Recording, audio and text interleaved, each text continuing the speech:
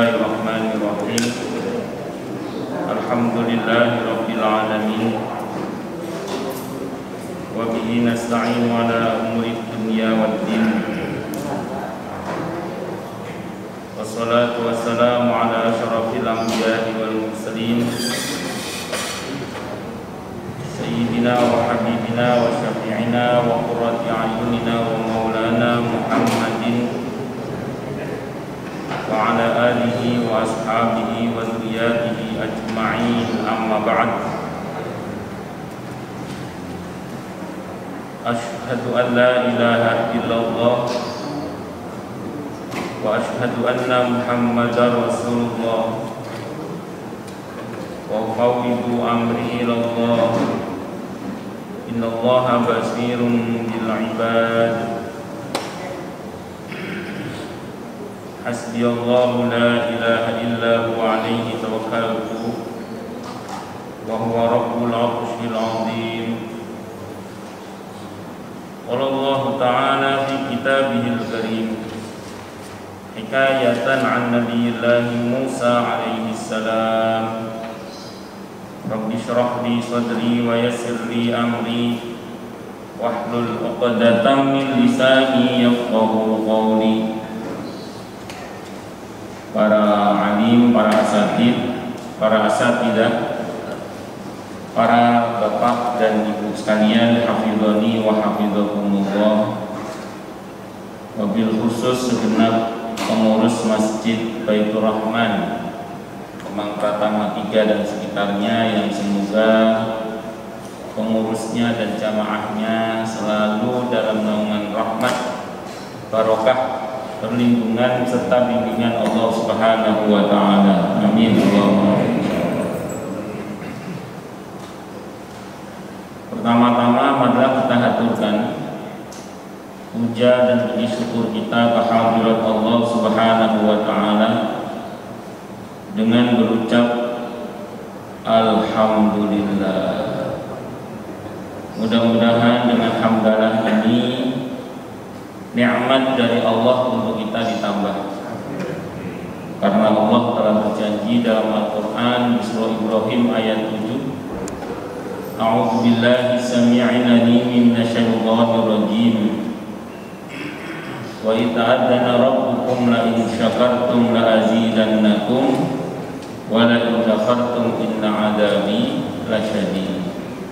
Jadi kalau kita bersyukur, sungguh nikmat dari Allah untuk kita ditambah. Dan kalau kita kufur, kita diingatkan oleh Allah akan siksanya yang sangat pedih. Ini janji Allah, dan janji Allah dalam Al-Quran itu la raiba fih, tidak ada keraguan di dalamnya. Di antara tafsir la raiba fih adalah siapapun yang mengamalkan isi Al-Quran dengan keimanan dan keyakinan, maka Allah akan tunjukkan kebenaran Al-Quran itu kepadanya hingga tiada lagi keraguan dalam hatinya. Salawat dan salam semoga tercurah limpahkan ke junjungan kita Nabi besar Muhammad sallallahu alaihi wasallam. Semoga kita semua diakui sebagai umat beliau. Amin. Allahumma amin.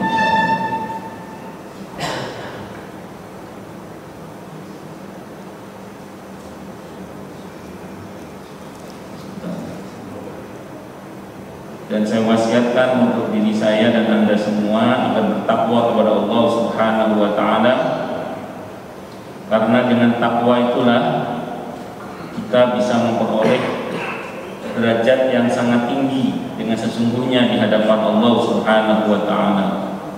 Sebagaimana firman Allah dalam Al-Quran di surah Al-Hujurat ayat 13, A'udzu billahi samii'il 'aliim minasyaitonir rajiim. Ya ayyuhan nasu inna khalaqnakum min dzakarin wa untha wa ja'alnakum syu'uban wa qabaila lita'arafu inna akramakum 'indallahi atqakum.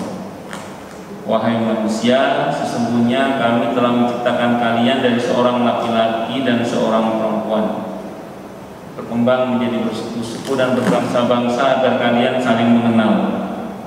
Sesungguhnya yang paling mulia di antara kalian di sisi Allah adalah yang paling bertakwa. Allah juga berjanji akan memberikan bonus bagi siapapun yang sungguh-sungguh bertakwa kepada Allah berupa solusi atau jalan keluar dari setiap masalah yang dia hadapi, dan Allah juga berjanji akan memberikan dia rezeki dari arah yang dia tidak duga sebelumnya. Sebagaimana firman Allah dalam Al-Quran di surah At-Talaq ayat 2 dan 3, A'udzu billahi samii'il 'aliim minasyaitonir rajiim, wa may yattaqillaha yaj'al lahu makhraja wa yarzuqhu min haitsu la yahtasib. Dan barang siapa orang yang bertakwa kepada Allah, maka Allah akan berikan dia jalan keluar dan rezeki yang tak terduga. Semoga kita minal muttaqin. Amin. Allahumma amin insyaallah. Nama dan sifat Allah yang insyaallah akan kita bahas pada subuh kali ini adalah nama dan sifat Allah Al-Ghafur. Al-Ghafur. Al-Ghafur secara umum diterjemahkan dengan yang Maha Pengampun. Mungkin sebagian kita bertanya, apa bedanya Al-Ghaffar sama Al-Ghafur? Kan sama-sama Maha Pengampunnya. Kalau dalam bahasa Arab itu wazan fa'al sama fa'ul itu memang beda substansi maknanya. Jadi kalau kita menggunakan wazan fa'al, Ghaffar, itu Allah zat yang Maha Pengampun, yang kalau Allah mengampuni hambanya maka betul-betul Allah ampuni hamba itu. Sampai dalam hadis qudsi yang dicantumkan oleh Imam Nawawi dalam kitab Al-Arba'in An-Nawawiyah, Allah menyatakan kepada manusia yang telah Allah ampuni, masalah terkait dengan dosamu yang di masa lalu aku tidak peduli. Jadi apa yang kamu lakukan di masa lalu aku tidak peduli. Jadi Allah itu kalau mengampuni hambanya, masa lalu dari hamba itu Allah tidak peduli. Mau sebusuk apapun, mau sejahat apapun, mau sejelek apapun, kalau hamba itu telah diampuni oleh Allah, maka masa lalunya, terkait dengan masa lalunya Allah tidak peduli. Makanya kita tidak boleh menghina seseorang dengan perbuatan dosanya yang dia telah bertobat darinya. Apalagi kita menghina seseorang dengan perbuatan dosa yang dia tidak pernah berbuat, karena itu bisa berdampak bisa kembali kepada kita sendiri. Sebagaimana Nabi ingatkan dalam sebuah hadis riwayat At-Tirmidzi, hadisnya hadis dhaif cuma maknanya sahih. Man ayyara akhahu musliman bidambin taba'anhu lam yamut hatta yaf'alahu. Barang siapa yang menghina saudaranya sesama muslim dengan satu perbuatan dosa, dalam tanda kurung, yang dia telah bertobat darinya, maka yang menghina itu tidak akan mati-mati sebelum melakukan hal yang sama. Kenapa hadis ini maknanya sahih? Karena sesuai dengan hadis sahih riwayat Abi Dawud. Kalau ada seseorang yang melaknat saudaranya, maka laknat itu terbang ke langit. Sampai di langit ditolak, dibanting ke bumi. Sampai di bumi ditolak juga, berputar-putar itu laknat. Kata Allah, serahkan kepada yang dilaknat. Ternyata nggak pantas. Kata Allah, kembalikan kepada yang melaknat. Maka laknat itu mengenai yang melaknat itu sendiri. Makanya hati-hati orang kalau sudah tobat terkait dengan masa lalunya, Allah sudah tidak peduli. Maka jangan diungkit-ungkit oleh kita dengan cara menghinanya, karena itu bisa mengenai diri kita sendiri. Allah itu Al-Ghaffar. Nah, sementara kalau Al-Ghafur dari wazan fa'ul itu artinya banyak memaafkan. Artinya seorang hamba yang kadang berbuat salah tidak hanya sekali tapi bisa berkali-kali, itu akan terus Allah ampuni selama hamba itu masih mau datang kepada Allah untuk minta ampun. Jadi Allah zat yang maha mengampuni hambanya berkali-kali dan tidak ada bosan-bosannya. Makanya kata para ulama, jangan berhenti bertaubat karena banyak maksiat, tapi teruslah bertaubat sampai bosan maksiat. Jadi jangan berhenti bertaubat karena banyak maksiat, tapi teruslah bertaubat sampai bosan maksiat. Karena termasuk kesombongan dalam akidah Islam, termasuk kesombongan adalah ketika seseorang itu merasa banyak dosanya, saking banyak dosanya sampai dia merasa Allah tidak akan mampu mengampuni dosanya. Ini sombong banget orang itu. Jadi ada orang itu yang merasa bahwa dosanya itu lebih besar daripada ampunan Allah, itu sombong sekali orang seperti itu. Saya ulang, kata para ulama, termasuk kesombongan adalah ketika ada seseorang yang merasa begitu besar dosanya sampai dia merasa bahwa Allah tidak akan mampu mengampuni dosanya. Orang sombong banget. Jadi dia merasa bahwa dosanya itu lebih besar daripada ampunan Allah. Nah ini makanya kita tidak boleh berkeyakinan bahwa dosa kita tidak akan diampuni oleh Allah dan Allah tidak akan mampu mengampuni dosa kita, itu tidak boleh.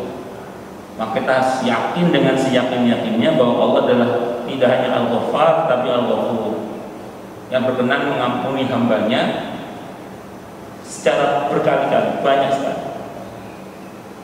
Mungkin ya kalau kita jangan mengukur kita manusia ya.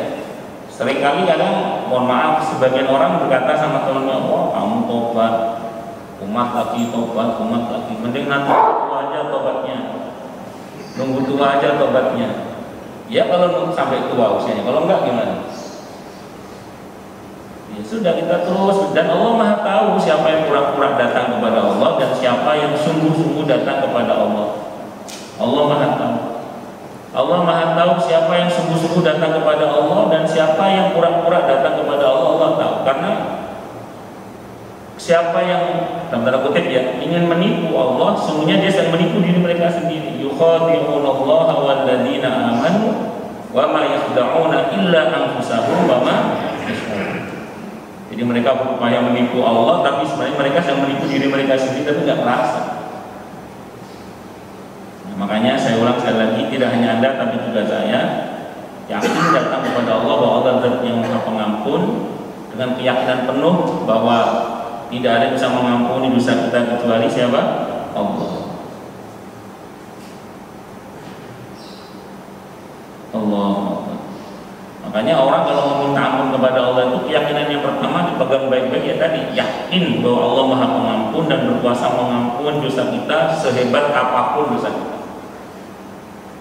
Terus setelah itu, kalau setan menggoda kita dengan godaan misalnya, ini saya diampuni enggak ya, saya diampuni enggak ya. Kalau kata Abdul Hasan Asy'adili rahimahullah rahmatan wasi'atan, dia mengatakan sudah yakin saja bahwa dosa kita telah diampuni oleh Allah, bukan karena baiknya kita, tapi karena maha baiknya Allah. Jadi kalau setan menggoda kita, diampuni enggak ya, diampuni apa enggak? Karena pertanyaan diampuni apa enggak ya, diampuni apa enggak ya itu bagian dari godaan setan, yang nanti puncaknya itu kalau orang itu nggak sadar, dia akan berkata, kalau begitu buat apa saya tobat kalau ujungnya tidak diampuni oleh Allah? Kalau begitu buat apa saya beristighfar kalau ujungnya saya tidak diampuni oleh Allah? Kalau begitu buat apa saya berhenti dari maksiat kalau ujungnya tidak diampuni oleh Allah? Ujungnya itu bisa ke situ arahnya nanti kalau orang itu tidak sadar dengan godaan setan itu, sehingga akhirnya mereka berhenti bertobat. Maka mengatasi godaan itu, kita katakan kalau kata Abdul Hasan Asy'adili, udah bilang aja bahwa saya yakin dosa saya telah diampuni oleh Allah bukan karena baiknya saya, tapi karena maha baiknya Allah Subhanahu wa ta'ala. Itu mirip dengan sebagian orang yang digoda oleh setan dengan mengatakan begini, diterima nggak ya amal ibadah saya, diterima nggak ya amal ibadah saya. Itu puncak godaannya adalah ketika dia mengambil kesimpulan, dan itu terjadi pada sebagian orang. Kalau ujungnya saya ibadah nggak diterima oleh Allah, buat apa saya sholat? Kalau ujungnya saya puasa nggak diterima oleh Allah, buat apa saya puasa? Kalau ujungnya haji saya nggak diterima oleh Allah, buat apa saya haji? Akhirnya nggak beribadah, malah salah. Makanya kalau digoda setan seperti itu, udah bilang aja, saya yakin ibadah saya diterima oleh Allah bukan karena baiknya saya, tapi karena maha baiknya Allah Subhanahu wa Ta'ala. Tapi jangan berhenti di situ, lanjutkan yang ketiga. Apa? Nah, karena kita ini orang yang kadang ada lalai-lalainya.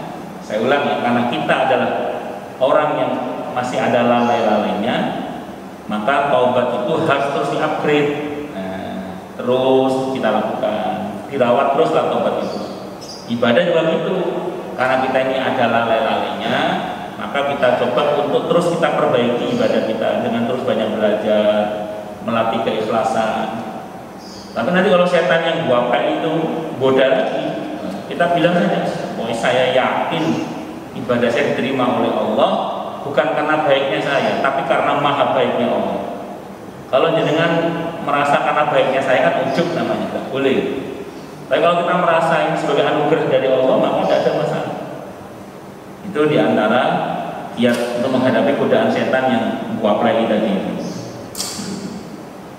Sebenarnya ada yang lebih parah dari guaplay, cuma saya nggak tega nyebutnya di sini. Nah, Al-Ghafur sama dengan Al-Ghaffar, ditinjau dari akar katanya, yaitu ghafara yang berarti menutup. Dalam pembahasan kita sebelumnya tentang Al-Ghaffar itu ghafara itu diantara maknanya adalah menutup, atau ada juga yang memaknai dengan sejenis tumbuhan. Jadi ghafara itu sejenis tumbuhan yang di Timur Tengah sana itu dipakai untuk mengobati luka biasanya.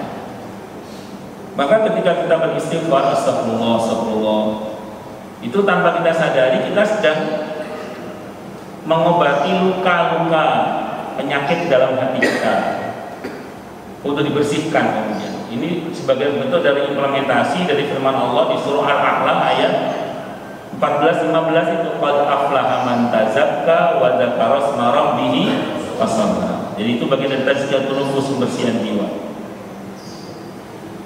Nah, terus orang yang beristighfar itu pula tanpa dia sadari, dia telah berupaya untuk mengundang pertolongan Allah dalam bentuk ditutupnya aib-aib dia, ditutupnya kasus-kasus dia. Makanya kalau Anda cermati surah Al-Furqan ayat 70, Al-Furqan ayat 70, Allah bilang orang yang bertaubat itu illa man taba wa amana wa amila amalan shalihan fa ulaika yubaddilullahu sayyi'atihim hasanah. Kecuali orang-orang yang mau bertaubat, beriman dan beramal saleh, maka Allah akan ganti kejahatan mereka, keburukan mereka dengan kebaikan-kebaikan. Jadi orang yang masa lalunya jahat, jelek, sampai buruk, nama baiknya jatuh misalnya, tapi karena yang bersangkutan taubat, tidak jarang di antara mereka Allah perbaiki nama baiknya, kehormatannya, dan begitu seterusnya. Di antara para sahabat Nabi itu banyak orang-orang yang dalam tanda kutip dulunya sebelum masuk Islam itu sangat hina sekali perbuatan dan kelakuan mereka, sebagian mereka. Tapi begitu bertaubat, mereka menjadi pribadi-pribadi yang sangat mulia, tidak hanya di dunia bahkan di akhirat, tidak hanya di bumi bahkan di langit, karena taubatnya itu.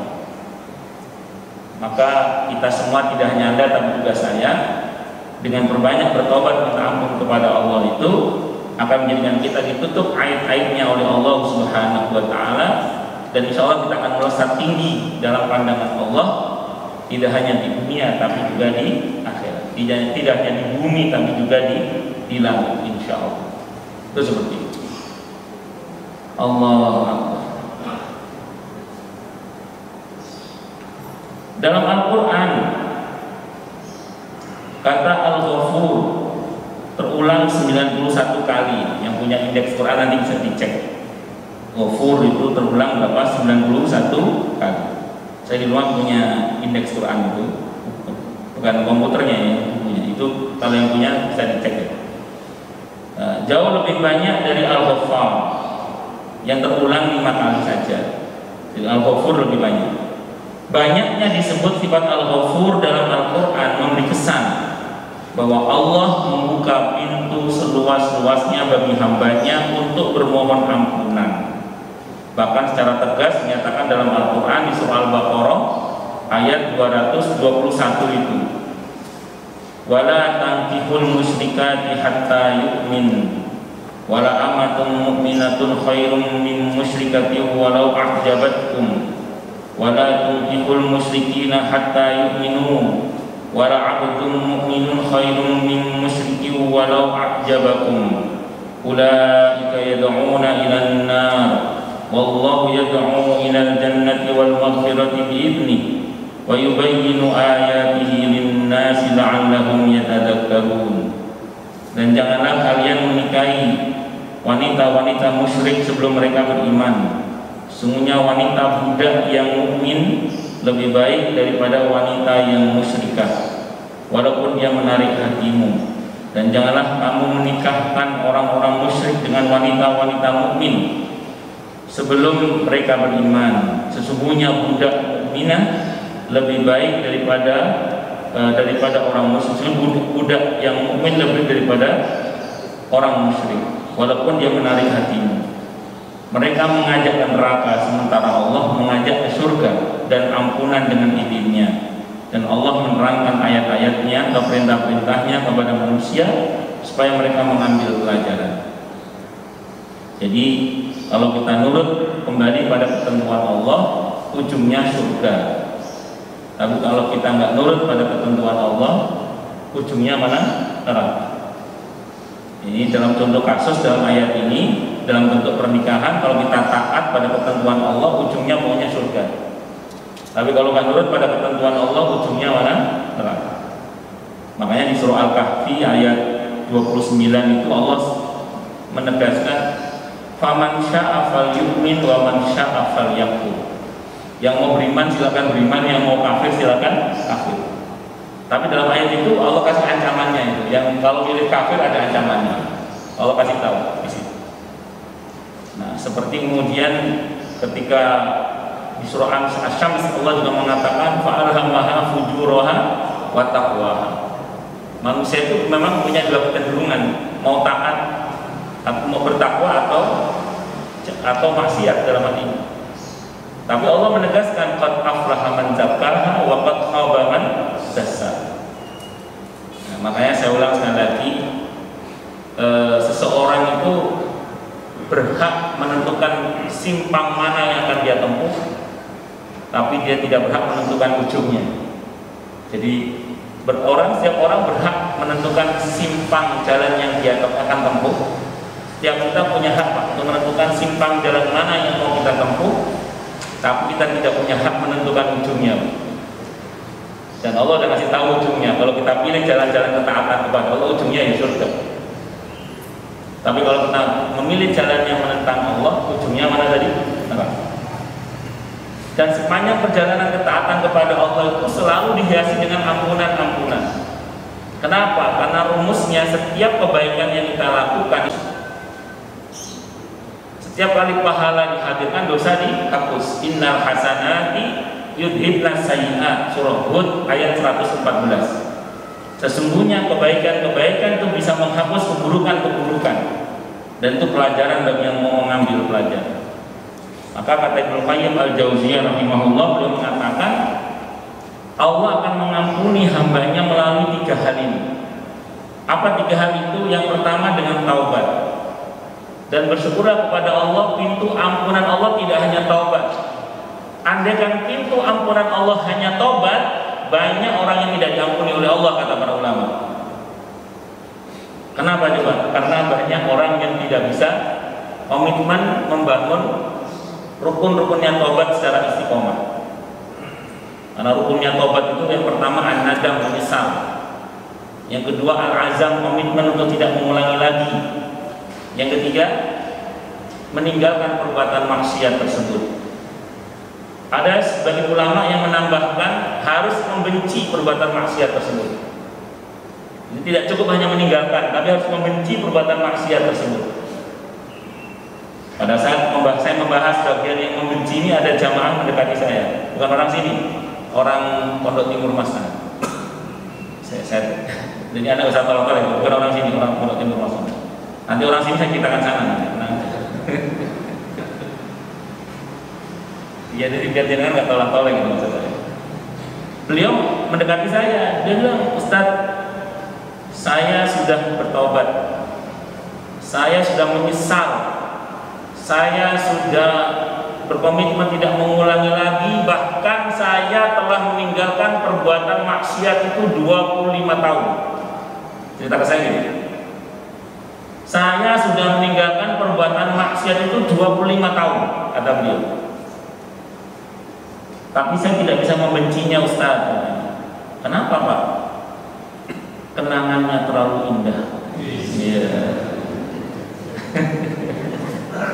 Kenangannya terlalu indah. Allah. Saya bilang, udah bapak cerita. Siapa tahu nanti saya punya solusinya. Kata beliau itu gini. Saya ini ada kantor, Ustaz, di dekat Asmi sana. Asmi itu mana? Jakarta Utara ya? Oh, Jakarta Timur, tahu apa? Saya nggak apa. Bercanda. Ya, pokoknya di Asmi. Ya namanya saya, kantor saya dekat Asmi, Ustaz. Itu banyak lah itu cewek-cewek yang cuan-cuan gitu, kongko-kongko di kantor saya. Salah satunya ya saya tertarik sama dia. Akhirnya kita pacaran, saya ajak poligami tidak mau. Mungkin maunya ke poliklinik atau gimana. Terus kemudian karena nggak mau, akhirnya pacaran kita berlanjut sampai naudzubillah ya, terjadilah perbuatan nista antara saya dengan yang bersangkutan. Saya sudah tobat, Ustaz, sudah minta ampun sama Allah, sudah tobat, saya sudah minta ampun sama Allah. Saya sudah tinggalkan perbuatan maksiat itu selama 25 tahun. Tapi saya tidak bisa membencinya, Ustaz. Kenapa? Karena kenangannya terlalu indah. Maka saya jawab, dagingnya jawab saya. Perbuatan nistanya itu Bapak harus benci. Jadi perbuatan nistanya itu Bapak harus benci. Karena itu durhaka kepada Allah. Tapi orangnya biarkanlah dia jadi kenangan terindah dalam kehidupan Bapak. Memang bisa begitu. Nanti buka dalam kitab Riyadhus Shalihin. Nabi bersabda, "Qala cintailah karena Allah dan bencilah karena Allah."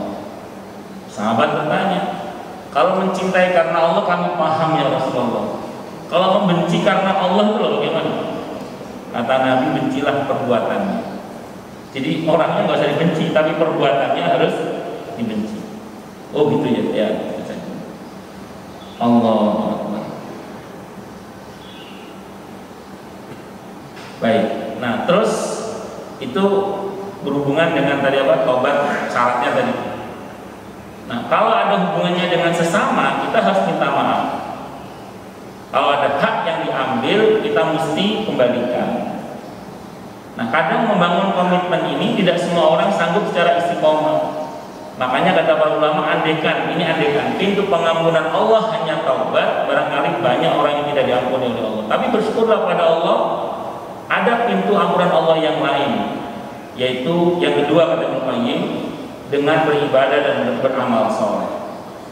Jadi semakin banyak kita beribadah dan beramal soleh dengan amal ibadah yang baik dan benar, yang menghadirkan pahala dengan izin Allah, maka setiap pahala dihadirkan dosa dihapus. Setiap pahala dihadirkan dosa dihapus.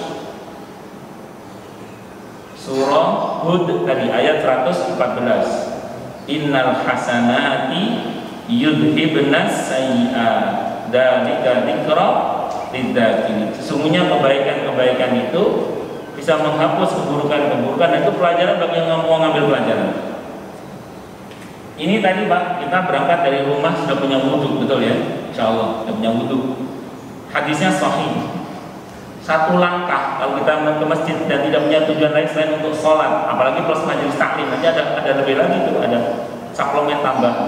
Satu langkah tadi yang kita keluar itu pahala dihadirkan, dosa dihapus, derajat diangkat. Nah, di antara kiat untuk cepat melesat tinggi di hadapan Allah itu adalah kasratul khuta ilal masajid, banyak melangkahkan kaki ke masjid. Apalagi ada majelis ilmunya seperti ini. Karena ada majelis ilmunya, hadisnya sahih juga, malaikat mengepakkan sayapnya dan memintakan ampun untuk kita, termasuk ikan-ikan di lautan. Jadi kita ngaji gini ini, para malaikat beristighfar untuk kita dan akan memintakan ampun kepada Allah untuk kita, dan plus ikan-ikan di lautan. Masya Allah. Ini baru untuk satu kebaikan kita pagi ini, Pak, berupa sholat subuh berjamaah di masjid plus ada di majelis ilmu. Selama kita duduk dari habis sholat, begitu kita sampai masjid belum sholat sudah dicatat seperti di dalam sholat. Makanya kalau kita menanti sholat kan dilarang membentuk menyilangkan jari kita, boleh. Karena kita dianggap sedang di dalam sholat. Sementara kalau kita menanti sholat sambil menyilangkan jari begini, ini milik agama sebelah ya. Ya, nanti ada dalam kitab Riyadhus Shalihin. Ya, kita tidak boleh nunggu sholat sambil menyilangkan jari begini. Nah, karena kita sedang berada di dalam sholat. Sementara ini milik agama sebelah. Tapi kalau nunggu angkot tidak apa-apa, Pak, gini ya. Nunggu angkot kita. Tapi kalau nunggu sholat tidak boleh begini, ada larangannya. Ada dalam fikih sunnah saya sabik itu di antaranya. Allah. Terus kemudian selama kita berada di masjid dan tidak keluar, selama kita tidak berhadas, selama kita tidak menyakiti hati orang lain di dalam masjid ini, tidak berbuat sesuatu yang menyakiti hati orang lain dalam masjid ini, selama itu pula saat ini kita lagi duduk ini didoakan terus oleh malaikat. Allahumma ighfir lahu warhamhu watub alaihi. Ya Allah, rahmatilah dia, ampunilah dia, dan terimalah taubatnya. Apalagi karena ini plus majelis taklim, insya Allah, dan semoga ini dikepung oleh rahmat dan sakinah, ketenangan kita ini. Pulang dari sini malaikat juga balik ke langit, karena malaikat ngepung kita saat ini, insya Allah mudah-mudahan. Begitu kita pulang, malaikat balik ke langit. Dalam hadis Sahih Muslim, Allah bertanya, dari mana kalian? Dan Allah bertanya, karena Allah tidak tahu, Allah maha tahu. Ini hanya bahasa administrasi aja. Dari mana kalian? Dari menghadiri majelis ilmu. Apa yang mereka mau? Surgamu. Mereka pernah melihat surgaku? Belum pernah, ya Allah. Bagaimana kalau mereka melihat? Akan lebih giat lagi. Apalagi yang mereka mau selamat dari neraka. Pernah melihat nerakaku? Tidak pernah, ya Allah. Bagaimana kalau melihat? Akan lebih giat lagi. Apalagi yang mereka mau menatap maha indah Engkau, wahai Allah. Apakah mereka pernah melihat aku? Tidak pernah, belum pernah.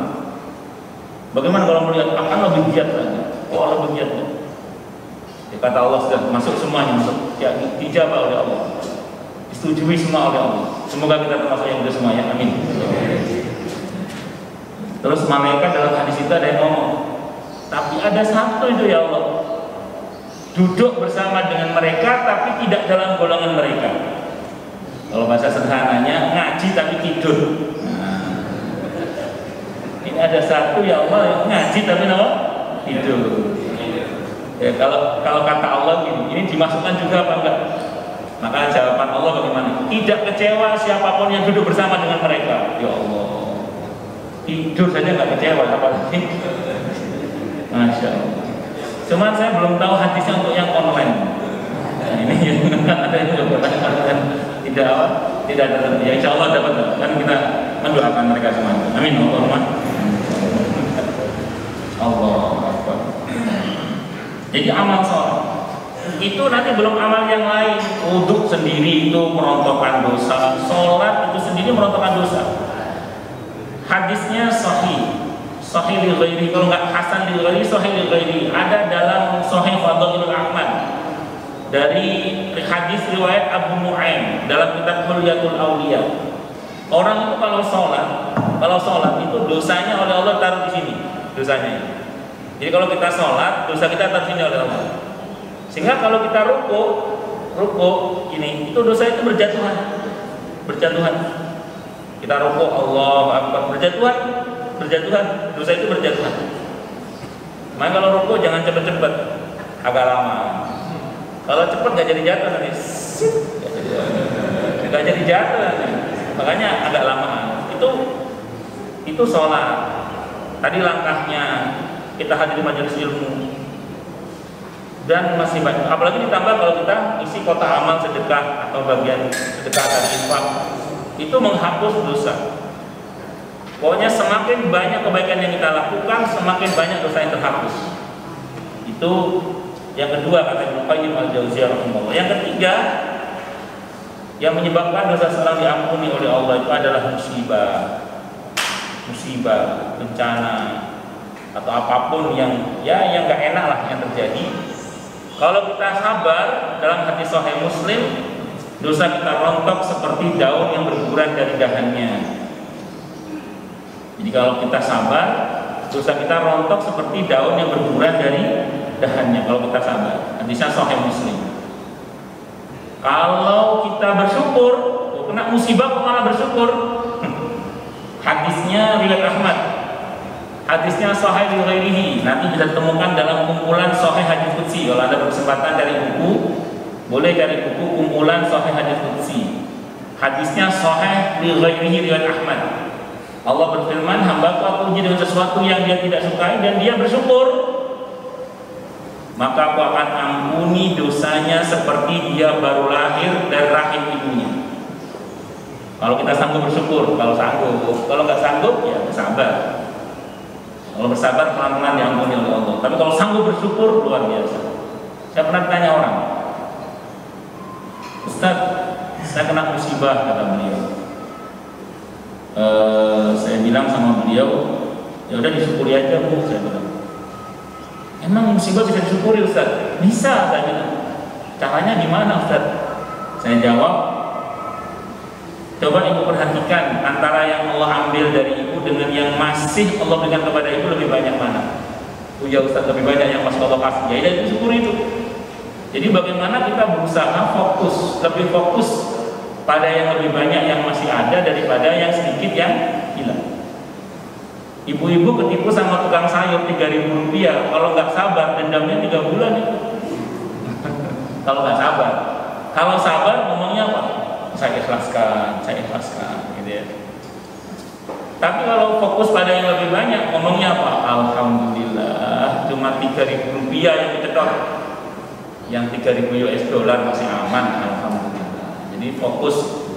Nah ini enak ngomongnya aja, prakteknya kadang sulit dan pakai dalil. Makanya kita belajar, yang ngomong juga masih belajar, kita semua belajar. Nah, kata Ibnu Qayyim al-Jauziyah rahimahullah, beliau mengatakan, orang kalau tobatnya mantap, amal solehnya baik dan benar dan maksimal, kata beliau, untuk terampuninya dosa sebenarnya tidak perlu yang ketiga, kata beliau. Untuk terampuninya dosa tidak perlu yang ketiga. Ada yang nanya, loh Ustaz, itu para nabi gak ada dosa, kenapa masih kena musibah? Beda, musibah yang dimaksudkan untuk mengampuni dosa dengan musibah untuk menyempurnakan kemuliaan itu beda. Jadi untuk para nabi, para syuhada, para sholihin, para aulia, yang notabene kalau nabi kan bebas dosa ya. Kalau para aulia yang notabene mungkin boleh dikata hampir tidak ada dosanya lah, kira-kira gitu. Itu sifat ujian itu bukan untuk menghapus dosa, tapi lebih kepada untuk menyempurnakan kemuliaan, dan itu beda lagi. Itu seperti itu. Tapi secara umum untuk model-model kayak kita lah ya 3 itu kata Ibnu Qayyim al-Jauziyah rahimahullah. Dan kalau kita betul maksimal di taubat kita, maksimal di ibadah dan amal soleh kita, insya Allah tidak perlu yang ketiga untuk diampuninya dosa. Dan kalaupun ada musibah mengenai kita, itu nanti lebih kepada untuk menyempurnakan kemuliaan kita di hadapan Allah, insya Allah. Itu seperti itu. Allah. Dan pintu-pintu pengampunan Allah itu tidak pernah Allah tutup. Pintu-pintu pengampunan Allah tidak pernah Allah tutup. Pintu taubat itu ditutup hanya ketika satu, matahari terbit dari barat, dan atau yang kedua yang pasti kita mengalami ini, yaitu saat nyawa di kerongkongan. Jadi begitu nyawa di kerongkongan, pintu taubat ditutup. Makanya setua apapun seseorang itu kalau sadar, kalau menyesal, setua apapun asal masih hidup, kalau dia menyesal itu namanya sadar. Ada orang menyesal dengan perbuatan yang tidak baik. Setua apapun itu namanya sadar, dan tidak ada kata terlambat. Disebut terlambat itu kalau nyawa di sini. Nah, kalau nyawa ada di sini baru namanya terlambat itu. Falaula idza balaghatil hulqum wa antum hina idzin tanzurun. Itu di surah Al-Waqiah ayat 83 ya. Jadi kalau nyawa dari sini baru terlambat namanya. Tapi kalau nyawa belum di sini masih belum terlambat. Setua apapun. Sehingga saya pernah cerita, mungkin ada bapak-bapak dia bilang, dulu Ustaz kalau orang bilang saya orang tua yang sukses, saya itu bangga Ustaz. Tapi sekarang saya nangis Ustaz. Kenapa nangis Pak? Anak saya 5 itu Ustaz, dokter. Bahkan sebagian atau semuanya ke dokter spesialis kata beliau. Nah, 5-5-nya nggak ada yang sholat Ustaz. 5-5-nya nggak ada yang bisa baca Al-Quran. 5-5-nya tidak ada yang saum di bulan Ramadan. Saya main ke rumah anak saya Ustaz, Pak kalau mau sholat sajadahnya udah kita siapin, kalau mau ke masjid kita antar. Tapi anak saya menantu saya tidak sholat Ustaz. Saya Ramadan main ke rumah anak saya, Pak kalau mau sahur mau buka kita siapkan semuanya. Tapi mereka tidak puasa Ustaz. Mereka tidak bisa baca Al-Quran. Saya nangis sekarang Ustaz. Kalau dulu saya bangga, sekarang saya nangis Ustaz. Kenapa bisa begitu Pak? Apa jawaban beliau? Saya baru taubat usia 70 tahun Ustaz. Saya baru taubat usia berapa? 70 tahun. Oh belum terlambat Pak. Loh, kok belum terlambat gimana Ustaz? Iya, karena Bapak masih hidup. Nah, kalau sudah meninggal itu baru namanya terlambat. Kalau masih hidup itu belum terlambat. Tapi kalau sudah nyawa di sini itu baru namanya apa? Terlambat. Nah, saya ulang, mumpung kita masih hidup, kita semua perbanyak tobat dengan rumus tadi ya, jangan berhenti bertobat karena banyak maksiat, tapi teruslah bertobat sampai bosan maksiat. Nah, bersyukurlah pada Allah. Tadi kata para ulama bahwa pintu pengampunan Allah tidak hanya taubat, tapi ada amal soleh dan ada musibah. Andaikan pintu pengampunan Allah hanya taubat saja, barangkali banyak orang yang tidak diampuni oleh Allah. Itu kata para ulama. Tapi kita jangan berputus asa. Kenapa? Tadi rumusnya ya, kita yakin saja bahwa Allah ampuni dosa kita bukan karena baiknya kita, tapi karena maha baiknya Allah Subhanahu wa Ta'ala. Yakin Allah maha pengampun dan sadari bahwa kita sering lalai. Karena sering lalai terus bertobat minta ampun kepada Allah. Saya kira ini yang bisa saya sampaikan, semoga bermanfaat. Baik, silakan yang mau tanya, protes, marah, boleh silakan. Monggo Pak.